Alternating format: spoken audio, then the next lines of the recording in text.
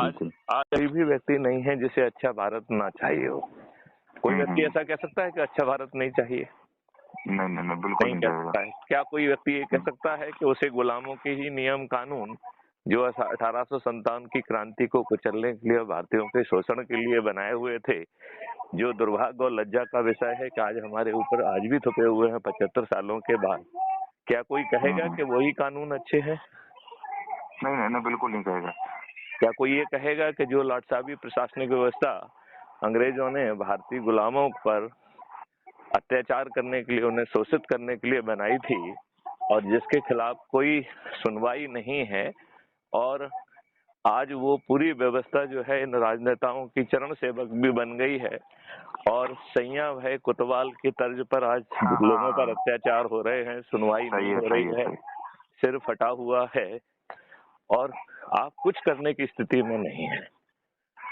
दवा वहीं पर रख दो, वहीं पे। हाँ।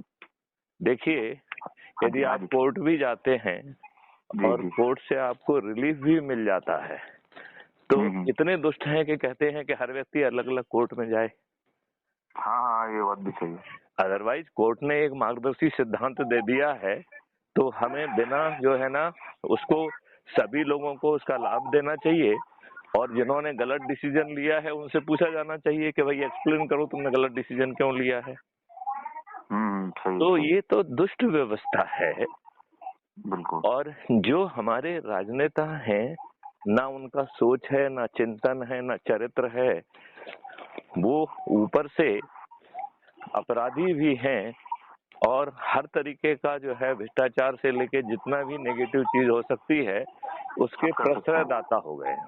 बिल्कुल। उन्हें टिकट कैसे मिल रहा है? करोड़ों रुपए खर्च कर रहे हैं।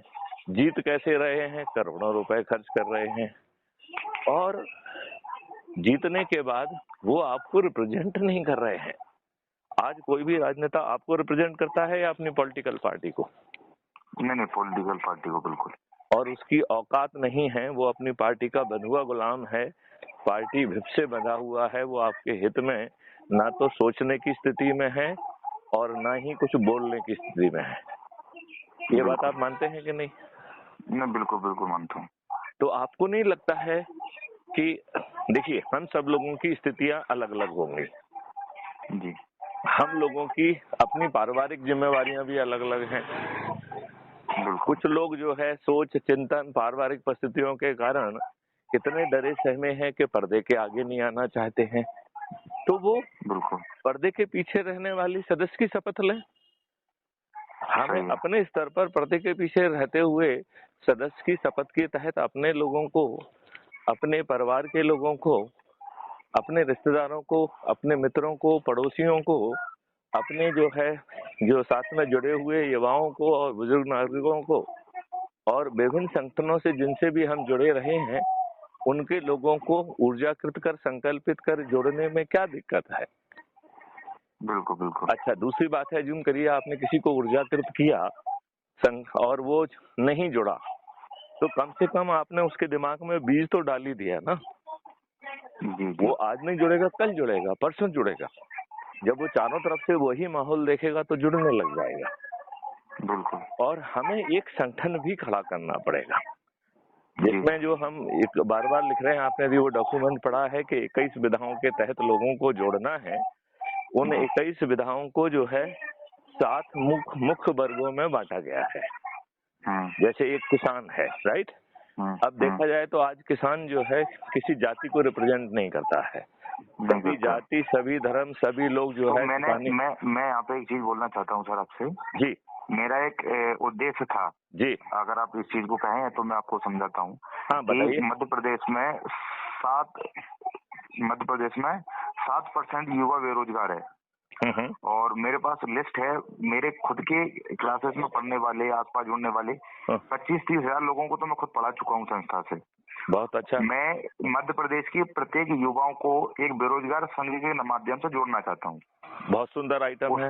उसका उद्देश्य है कि बेरोजगार जो युवा है वो किसी पार्टी का नहीं है, किसी भी संगठन का नहीं है, वो केवल बेरोजगार संगठन के नाम से मैं जोड़ना चाहता हूँ। दूसरा उद्देश्य ये है किसान के लिए और ये जो जितने ग्रामीण लोग हैं इनके लिए किसान जागृति संगठन के माध्यम से मैं उनको जोड़ना चाहता हूँ। बहुत सुंदर। जिसका उद्देश्य है किसानों को जागरूक करना, संवैधानिक चीजों को, अधिकारों के प्रति रुझान उनके लिए क्रिएट करना, और जो बेरोजगार हैं उन्हें केवल रोजगार के लिए प्रोत्साहित करना। अब कोई पार्टी नहीं है, कोई। आपका उद्देश्य बहुत ही अच्छा है। मैं इस उद्देश्य में और थोड़ी सी बढ़ोतरी कर देता हूँ। मैं ये कह रहा हूँ कि इनको ना केवल अवेयर करना, ना केवल वो करना, बल्कि इनको जोड़कर और इनके माध्यम से उनकी सोच के लोगों के प्रति जागरूक। हाँ, समझ गया, मैं समझ गया। मेरी बात सुनिए, पूरी बात सुन लीजिए, मुझे अपने शब्दों में कह लेने दीजिए। जो आपने कहा वो तो बहुत ही अच्छा है, उसको कर लिया जाए। अब इसको आगे बढ़ाया जाए। देखिए, दो तरीके हैं रोजगार कैसे मिले। तो या तो इन दुष्टों से हाथ पैर जोड़े जाएं, राइट? नहीं, वो तो संभव नहीं है। नहीं, आप जोड़ोगे भी तो भी वो कुछ नहीं करेंगे। क्यों? नहीं, वो मैं वही बोला, वो संभव नहीं है। क्योंकि उनका सोच, चिंतन और वो लक्ष्य नहीं है ना। हाँ, वो लक्ष्य नहीं है, लोगों को रोजगार देने का मनसा नहीं है उनका। यदि आपका कोई व्यक्ति जो ऐसा है कि जिसका सोच, चिंतन और लक्ष्य भी वैसा है, वो कुछ कहने की स्थिति में नहीं है, वो बंधुआ मजदूर है। नहीं समझे ना? ऐसी बात नहीं है कि अच्छे लोगों की कमी है। समझ गया। हाँ, अच्छे लोग हैं, लेकिन उनकी पार्टी में स्थिति ऐसी है कि वो बोल नहीं सकते हैं, राइट? तो जो वहाँ का पार्टी हाईकमान जो कह रही है, बस उसको करते जाओ। और पार्टी हाईकमान अपने हित के लिए जी रही है। मैं तो ये कह रहा हूँ कि पार्टी होना ही क्यों चाहिए। मैं कह रहा हूँ पार्टी ने प्रजातंत्र की हत्या की है, और पार्टी बड़ी हो गई है और प्रजातंत्र छोटा हो गया है। देखिए, आप ये बताइए, हम आपको चुन रहे हैं, तो आप हमारे रिप्रेजेंटेटिव होना चाहिए, आप पार्टी के रिप्रेजेंटेटिव होना चाहिए? किसके रिप्रेजेंटेटिव? मेरे रिप्रेजेंटेटिव होना चाहिए। आपको, आपकी ये जिम्मेवारी है, क्योंकि आप मेरे मत से जीते हैं, कि आप मेरे पक्ष को जो है जहाँ पे भी आप जाते हैं वहाँ रिप्रेजेंट करें, क्योंकि आप हमारे रिप्रेजेंटेटिव कहलाते हैं। लेकिन क्या हमारे रिप्रेजेंटेटिव हमारे मत को रिप्रेजेंट कर रहे हैं? क्या वो हमारे हित की बात कह रहे हैं? लिहाजा इनकी तरफ नहीं देखना है, ना ही इनको सुझाव देना है, ना ही इनको पिटीशन देना है। हम तो ये कह रहे हैं कि हमने ऑलरेडी एक ऐसा मॉडल बनाया हुआ है कि 140 करोड़ लोग कम पड़ जाएंगे। अच्छा, अकेला उसको रोजगार नहीं मिल रहा है, उसको सम्मान भी मिल रहा है, उसको शिक्षा मिल रही है, उसको हुनर मिल रहे हैं, उसको टूल मिल रहे हैं, उसको आवागमन के साधन मिल रहे हैं। ये छोटी चीज नहीं है, राइट? बिल्कुल। अच्छा, आज क्या है कि आप कहीं नौकरी कर रहे हो तो आप नौकर हैं, वो मालिक हैं। आप एक बड़े पद के नौकर हो सकते हैं, वो जो है ना, आपका रिलेशनशिप अलग हो सकता है नौकर और मालिक का, लेकिन स्थिति तो यही है ना कि एक नौकर है, एक मालिक है। सही। जब तक जो है वो उस रिलेशन में बंधा हुआ है, जब वो उस कॉन्ट्रैक्ट में है, जब तक वो नौकरी कर रहा है, तो उनका रिलेशनशिप एक नौकर और मालिक का है कि नहीं है? बिल्कुल। अब यदि हम इसी रिलेशनशिप को थोड़ा सा मॉडिफाई कर दें कि उस व्यक्ति को हम प्रायोगिक शिक्षा दे दें, प्रायोगिक हुनर दे दें, प्रायोगिक टूल दे दें, और उसे सर्विस प्रोवाइडर बना दें, उसे क्वालिटी सर्विस प्रोवाइडर बनाएं, तो हम जो भी काम कर रहे हैं, यदि हम घर की सफाई कर रहे हैं तो हम अपने टूल्स के साथ जाएंगे, और जरूरी नहीं है कि हम अकेले जाएं। हमारा 4 लोगों का ग्रुप जाएगा, कोई कुछ साफ करेगा, कोई संडास को साफ करेगा, कोई किचन को साफ करेगा, किसी को साफ करेगा, और मालूम पड़ा 1 घंटे में काम किया और बाहर निकल गए, राइट? अब जो व्यक्ति है उसे क्वालिटी डीप क्लीनिंग का जो है ना पैसा मिलेगा और उसे सम्मान मिलेगा। लोग बाग उसे पहले जाते समय मिठाई भी खिलाएंगे कि आपने हमारे घर को इतना चमका दिया, कहेंगे कि नहीं कहेंगे? आज उल्टा हो रहा है, आज आपका रिलेशनशिप नेगेटिव है। जो सफाई करने वाला है वो उलझलाई कर रहा है, वो काम ठीक ढंग से नहीं कर रहा है, वो आपके बर्तन तोड़ रहा है, आपका ये कर रहा है, वो कर रहा है, आप उसको डांट रहे हैं, झुंझला रहे हैं। तो आप बताइए, जो नया रिलेशनशिप मैं बता रहा हूँ वो ज्यादा सम्मान का और अच्छे काम का है कि नहीं है? सामने वाले को ज्यादा पैसा मिलेगा कि नहीं मिलेगा? और उसको यदि एज्यूम करिए 1 घंटे में उसने आपके यहाँ का काम किया, दूसरे घंटे में दूसरे के यहाँ पहुंचा, तीसरे के यहाँ पहुंचा, और वो पहुंचने का कार्यक्रम भी बैकएंड पर टेक्नोलॉजी कर रही है, राइट? तो आपको किसी के पास जाके काम नहीं मांगना है, टेक्नोलॉजी बता रही है कि आप इसके पास जाओ, अब इसके पास जाओ, इसके जाओ, और उसका जैसे ही आपने काम खत्म किया आपको पेमेंट भी मिल रहा है। बताओ आप कितने फोकस्ड हो जाएंगे आप कितना जो भी काम करेंगे, जो आज आपको हे दृष्टि से देखते हैं वही काम आपको अच्छा लगने लग जाएगा। जब आप कार में उतरेंगे, अपने 4 साथियों के साथ, टूल्स के साथ जाएंगे, 1 घंटे के अंदर क्वालिटी काम करके बाहर निकलेंगे, तो आप उसके नौकर हैं या सर्विस प्रोवाइडर हैं? नहीं, क्या हैं आप सर्विस प्रोवाइडर हैं। आपका रिलेशनशिप उससे क्या है? आप सेवाएं दे रहे हैं लेकिन बराबरी का है। अच्छा, आप उससे जो है ना पेमेंट आपको मांगना नहीं है, वो पेमेंट ऑटो डिडक्ट होगा, ऑटो पेमेंट होगा। क्वालिटी असेसमेंट संभव है, बिहेवियर असेसमेंट संभव है और उसका इम्प्रूवमेंट संभव है। तो बताओ पूरा इकोसिस्टम बदल जाएगा कि नहीं बदल जाएगा? मतलब भारत के हर व्यक्ति के हाथ में हाथ काम होगा। और ये तो हमने एक बताया, जैसे क्लीनिंग है, घर की साफ सफाई है, घर का खाना है, राइट। हम we can come out with a model के लोगों के हिसाब से जो है ना खाना बने और उनके किचन में ही गर्म करके उनको खिला दिया जाए।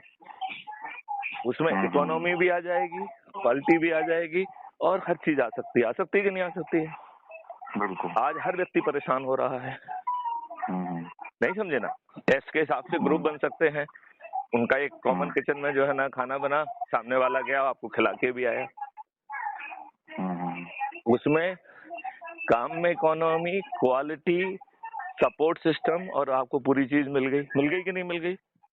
बिल्कुल। अच्छा, यदि आपका अपराध मुक्त भारत है जहां अपराध करना संभव नहीं है, तो किसी के मन में डर नहीं रहेगा। आज एक बुजुर्ग व्यक्ति है, उसे डर लगता है कि साला जो नौकर है कहीं वही मेरी हत्या करके ना चला जाए। ना पूरी डायनामिक्स बदल गई कि नहीं बदल गई? कोई किसी का मर्डर नहीं कर सकता है, मर जाएगा वो, उसकी पूरी संपत्ति जब्त हो जाएगी, पूरा इकोसिस्टम बदल जाएगा। और भारत के रोड पर एक भी एनोनिमस व्यक्ति नहीं जाएगा। भाई साहब, आप एनोनिमिटी एंजॉय करना चाहते हैं और मेरी रिस्क पे करना चाहते हैं। मतलब एक एनोनिमस प्राणी एक रोड पे घूम रहा है, he can be risk to me. भाई आप एनोनिमस क्यों होंगे मेरे रिस्क के लिए? आपको अपना जो परिचय है वो सीक्रेट होना चाहिए, आपको राइट टू प्राइवेसी होना चाहिए, बट राइट टू एनोनिमिटी नहीं होना चाहिए। राइट टू प्राइवेसी और राइट टू एनोनिमिटी में बहुत फर्क है। बात समझ रहे हो ना? जैसे मैं रोड पे घूम रहा हूँ, मैं एनोनिमस हूँ, कुछ भी उल्टा सीधा करके अपराध करके भाग जाऊंगा, राइट। लेकिन यदि मैं नॉन हूँ और मेरी बात जो है प्राइवेट मतलब सीक्रेट है, किसी के थर्ड पार्टी के पास नहीं जा रही है, unless I commit a crime, तो I am enjoying both. Now कोई किसी को ये चीज सोचना होगी ना। मैथिली शरण गुप्त ये बात सोच रहे हैं। अब आप ये बताइए, चलिए तो अपन ने घर का छोटी मोटी सर्विसेज की बात कही। अब आपको बताइए, यदि आपको पूरे जो है ना हिंदुस्तान में खेतों में 10 फीट गहरी खाई खोदना है और उसको आपस में स्टॉप के साथ साथ जोड़ने का सिस्टम भी बनाना है, और उस खाई से आप नीचे पानी भी भेज रहे हैं और ऊपर जो है एक्वाकल्चर भी कर रहे हैं, मछलियां भी पैदा कर रहे हैं, उसमें कमल ककड़ी से लेके हर चीज पैदा कर रहे हैं जो कि प्रोटीन रिच होती है आप, और उसके बगल में पेड़ आपने लगा दिए। बताओ पूरी इकोसिस्टम बदल गई कि नहीं बदल गया? आज आप अपने जो है ना संडास में जो हार्पिक एसिड और बाकी चीजें यूज कर रहे हैं, तो आपकी संडास तो क्लीन हो जा रही है, लेकिन आपने जो है ना जो आपका एक्सक्रीटा है उसे सीवेज बना दिया। यदि उसी में हम माइक्रोब डालना चालू करेंगे तो वो उसको डिसइंटीग्रेट करके मीथेन और मैनोर में कन्वर्ट कर देगा। वो आपका सीवेज जो आज गंदगी कर रहा है वो गंध विहीन होके एनर्जी का और मैनोर का सोर्स बन जाएगा। ये सोच कोई तो किसी को तो सोचना होगा ना ये सब। सही है। अब आप ये बताओ, आपके सिस्टम में कोई ऐसी चीज है ही नहीं जो कि खराब हो। जो आप निकाल रहे हो एक्सक्रीटा वो मैनोर और मिथेन में कन्वर्ट हो रहा है, उसे कोई कीट पीटर खा रहे हैं, और यदि हम उसी साइकिल को रिस्टोर कर लें तो बताओ कोई भी नेगेटिव चीज बचेगी क्या एनवायरनमेंट में? नहीं बचेगी। तो आप कितने वेल्दी होंगे? अब इस चीज को, इसमें अनएम्प्लॉयमेंट की कहाँ जगह है? यदि आपके जो पेड़ हैं उन्हें यदि आपको 3 गुना करना है, कितने हमें प्लांट के जो है ना सैपलिंग सेंटर्स बनाना होंगे? यदि हमें गाय के 10 गुना करना है तो हमें गायों के लिए जो है ना 10 गुना करना है, तो कितने गायों के ब्रीडिंग सेंटर्स होंगे? उन गायों को रखने के लिए यदि हम जंगलों में या जहाँ भी रखते हैं उनके लिए यदि हमें सेंटर्स गौशालाएं फैब्रिकेट करना होगी, कितना एम्प्लॉयमेंट क्रिएट होगा? इन लोगों को जाने जाने के लिए यदि हमें सबको एक आवागमन का साधन देना है तो उस आवागमन वाले ऑटो इंडस्ट्री के कितने जो है ना एम्प्लॉयमेंट क्रिएट होगा। यदि हम उसी में लाइफ टाइम वारंटी के कॉन्सेप्ट्स के साथ आते हैं तो उनके लिए कितने मेंटेनेंस रिलेटेड जॉब क्रिएट होंगे। और इतना ही नहीं, उसमें हमेशा सम्मान रहेगा। आपको हुनर दिए जाएंगे, टूल दिए जाएंगे, तो जो आप काम करेंगे वो क्वालिटी का काम होगा। बिल्कुल। आपकी शिक्षा बदल जाएगी, हर स्तर पर आप रिसर्च एंड डेवलपमेंट करेंगे तो आपका जो प्राइमरी और मिडिल स्कूल पे बच्चा बाहर निकल जाएगा शिक्षा से, वो भी खुद के लिए और समाज के लिए उपयोगी होगा। बिल्कुल। आज आप अनएम्प्लॉयड हैं, आपकी शिक्षा बेकार है, आप में कोई हुनर नहीं है, यू आर ए लाइबिलिटी। आपको अच्छे आचार विचार नहीं दिए जा रहे हैं, इंटरनेट पे पोर्नोग्राफी पर you are risk to yourself and you are risk to the society. क्या आप जो है समाज के लिए खतरा नहीं है? बिल्कुल। आपका सोच खतरा है, आपका चिंतन खतरा है, आपका जो है ना वेशभूषा खतरा है। जब आप रोड पे निकल रहे हैं तो बगल में लोग अपने आप को असुरक्षित महसूस कर रहे हैं। यदि हम इसी डायनामिक्स को बदल दें, आपकी प्रेजेंस यदि सुरक्षा की गारंटी बन जाए तो बताइए पूरा डायनामिक्स बदल जाएगी कि नहीं बदल जाएगी? बिल्कुल बिल्कुल। तो हम जो है आपके चाहे किसान हो, देखिए हमें इन 7 विधाओं में लोगों को जोड़ना है, राइट। पहला किसान, राइट। दूसरा हमारा गरीब नारायण। देखिए गरीब नारायण भी जो है हर जाति हर धर्म का होता है कि नहीं होता है। मजदूर हर जाति धर्म का मिल जाएगा आपको, ठेले वाला हर जाति धर्म का मिल जाएगा। तो हम इनके लिए एक क्वालिटी इंस्टीट्यूशंस क्यों क्रिएट नहीं कर सकते हैं? हम जो है डिमांड एंड सप्लाई के हिसाब से एक क्वालिटी एम्बियंस क्यों क्रिएट नहीं कर सकते हैं? हम एक डिलीवरी मैकेनिज्म क्यों पैदा नहीं कर सकते हैं जो एक दूसरे को सूदिंग रहेगा और कहीं मक्कारी बदमाशी नहीं रहेगी। आपके घर में क्वालिटी जो है ना की चीज पहुंचेगी, आपको मिनिमम पॉसिबल पैसे में वो मिल जाएगी। यदि आपकी उसकी क्वालिटी में डाउट होगा तो आप बटन दबा देंगे तो क्वालिटी चेक करने वाला पहुंच जाएगा, जिसने गड़बड़ी होगी उससे 10 गुना जो है ना पेनल्टी लग जाएगी। बताओ पूरा इकोसिस्टम बदल गया कि नहीं बदल गया? बिल्कुल बिल्कुल बिल्कुल। आज आप देखिए, आप एक ऑर्डर करते हैं, आपको एक आजकल जो है ना फर्जी चीज डिलीवर हो जाती है। सर ये वाली नहीं है? हाँ? ब्लू वाली। हाँ। अरे सर ये इधर, सर 1 मिनट रुको ना सर, मैं आया आपको। हाँ ओके। चर्चा लॉजिकल पे पहुंचे तो गुलाब सिंह, मैं आपसे बड़ी सिंपल सी चीज चाह रहा हूँ कि जो पार्टी लेवल पे चीजें हो रही है उन्हें होने दिया जाए, राइट। हम जो है इंडिविजुअल लेवल पे क्या कर रहे हैं, पहले क्वेश्चन आपको ये जवाब देना है। तो पहले हमें आप जैसे व्यक्ति को डरा हुआ, सहमा हुआ, सताया हुआ तो नहीं कहा जा सकता है कि कहा जा सकता है? नहीं। आप अपने आप को डरा हुआ, सहमा हुआ, सताया हुआ मानते हैं या निडर निर्भीक चंद्रगुप्त मानते हैं? क्या मानते हैं आप खुद अनुभव से बताएं सर। नहीं, मुझे तो आप चंद्रगुप्त दिखते हैं। ठीक है चलो। मतलब मुझे चंद्रगुप्त लगते हैं। अब आपका अपने बारे में सोच क्या है वो आप बताएंगे। ओके है ना। तो मेरे ख्याल से आप भी अपने आप को चंद्रगुप्त ही मानते होंगे। जी। मानते हैं कि नहीं मानते हैं? तो यदि आप चंद्रगुप्त हैं तो क्या आपने चंद्रगुप्त की शपथ ली है? क्या चंद्रगुप्त की शपथ के तहत, सदस्य शपथ के तहत 90 लोगों को और दिन में 2 संगोष्ठियां करना है, और वो भी अपने काम में बिना कंप्रोमाइज किए हुए।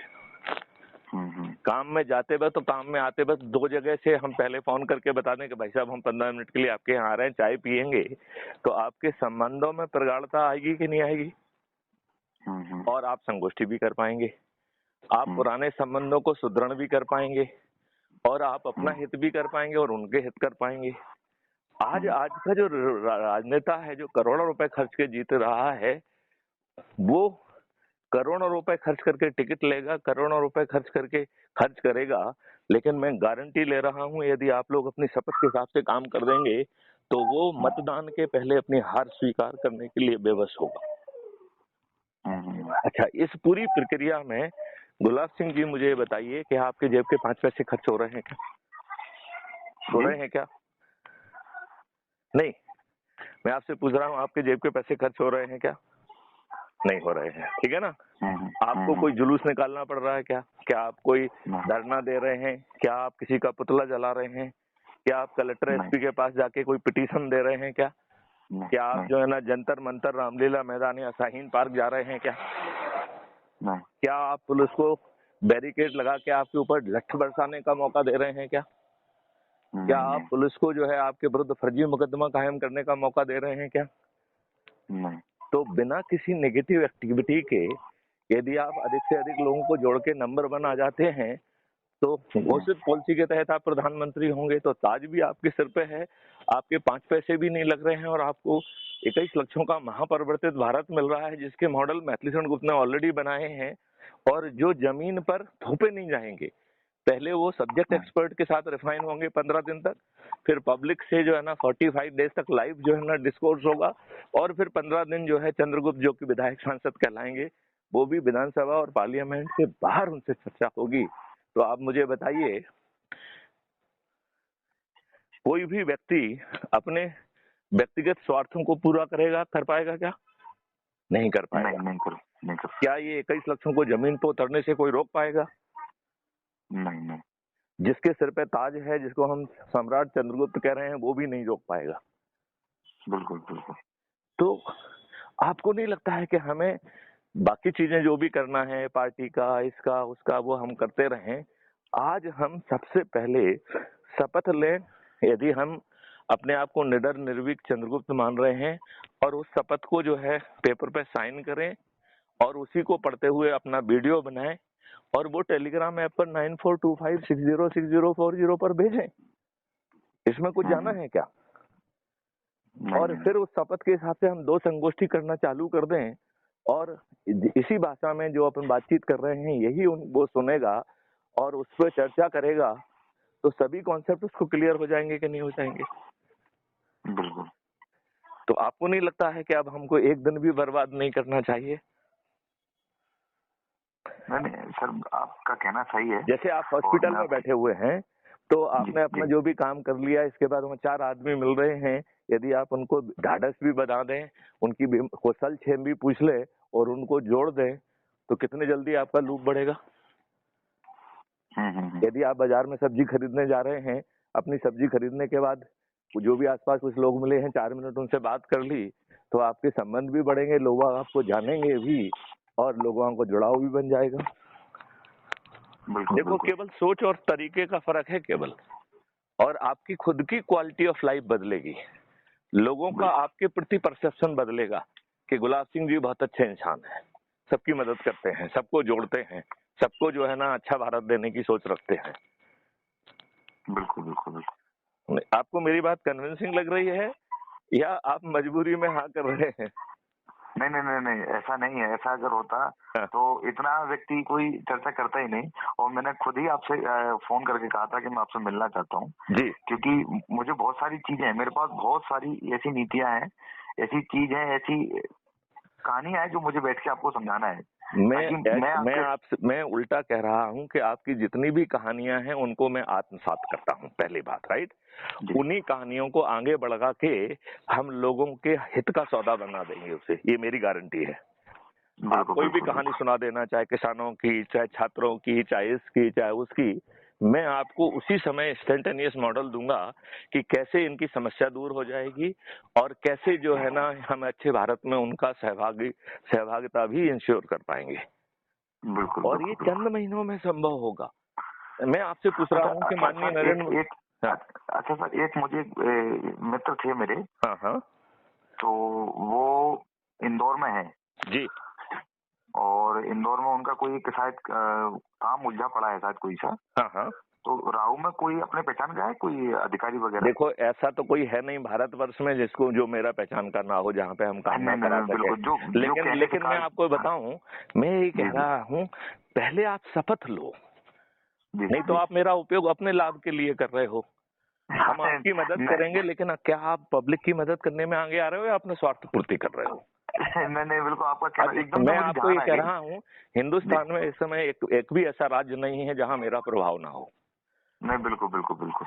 तो फिर नहीं, लेकिन यदि मान लो आप अपने स्वार्थ के मिल रहे हैं, अपना काम पूरा करा के आप दाएं बाएं चल दे रहे हैं, तो फिर तो आप स्वार्थी व्यक्ति कहलाए ना। नहीं नहीं नहीं, नहीं ये स्वार्थी व्यक्ति की मदद क्यों करें, ये बताओ ना मुझे। ये संभव नहीं है ऐसा। हाँ, यदि वो व्यक्ति अच्छी सोच का है, यदि वो लार्जर सोच में जो है डरा सहमा है, तो सदस्य की शपथ लेके आगे बढ़ने के लिए तैयार है। यदि निडर और निर्भीक है तो चंद्रगुप्त की शपथ लेने के लिए तैयार है। यदि वो ये शपथ लेने के लिए तैयार है तो मैं भी शपथ पूर्वक उसकी मदद भी करने के लिए तैयार हूँ, और बाद में तो समृद्ध भारत में वो उसको समस्याएं आने ही नहीं होंगी। नहीं बिल्कुल, मैं आपकी बात से सहमत हूँ और मैं आपसे मिलके पूरी चीजें मैं आपके सामने बैठ के सारी चीजें करूंगा, आप जैसा कहेंगे जी। वैसा मैं सब चीजें आपके साथ सहमत हूँ, कोई दिक्कत नहीं है ना सर। बिल्कुल बिल्कुल, आप निश्चित रहे इस बात से। तो मेरा इसमें केवल एक ही इनपुट है कि जो काम आज आपको करना चाहिए वो आप जरूर कर दीजिए। यदि आज नहीं कर पा रहे हैं तो कल जरूर करिए। सबसे पहले अपनी शपथ पत्र साइन करने का, दूसरा जो है शपथ का वीडियो बना के भेजने का, तीसरा हमें 2 संगोष्ठी करना है, और उस संगोष्ठी करने के लिए आपको अलग से प्रयास नहीं करना है। आप जिस काम से जहां जा रहे हैं उसी काम में उस संगोष्ठी का रख लीजिए। जैसे यूं करिए, आप अभी अस्पताल में हैं, ठीक है ना। यदि अस्पताल में अपना काम करके दूसरों की कुशलक्षेम पूछ के यदि उनको ही बिठा के हम बातचीत करके उनको जोड़ने का काम करेंगे तो आप ज्यादा पॉपुलर भी होंगे, लोगों के मददगार भी कहलाएंगे, और एक नया भारत पैदा करने में आप अहम भूमिका भी निभा पाएंगे। निभा पाएंगे कि नहीं निभा पाएंगे? नहीं बिल्कुल बिल्कुल सर, बिल्कुल। यदि आप अपनी रिश्तेदारी में जा रहे हैं किसी फंक्शन में, उसी में आपने सब लोगों को इकट्ठा करके यदि उनको जोड़ने का काम किया तो आपने अपना वो भी कर लिया। अच्छा, ये बताओ आपके रिश्तेदारों की आपके प्रति एक जो सोच है वो बदलेगी कि नहीं बदलेगी? कि आप बहुत अच्छे इंसान हैं, आप अच्छा भारत चाह रहे हैं और उसके लिए प्रयासरत हैं, तो उस रिश्तेदारी में आपकी छवि इम्प्रूव होगी कि नहीं होगी? बिल्कुल बिल्कुल सर, बिल्कुल। तो चलिए बस इसी शपथ के साथ जो है आगे बढ़ने का वो करते हैं, और जल्दी से मिलें, और मिलने बहुत बहुत जल्दी, बहुत जल्दी, और मिलने के तक जो है चीजों को रोके ना। बात समझ रहे हो ना? जी जी जी, मैं आपका उद्देश्य समझ गया जी। हाँ हाँ बिल्कुल बिल्कुल, मैं करता हूँ बिल्कुल। राइट। जय हिंद, जय भारत, वंदे मातरम। वंदे मातरम।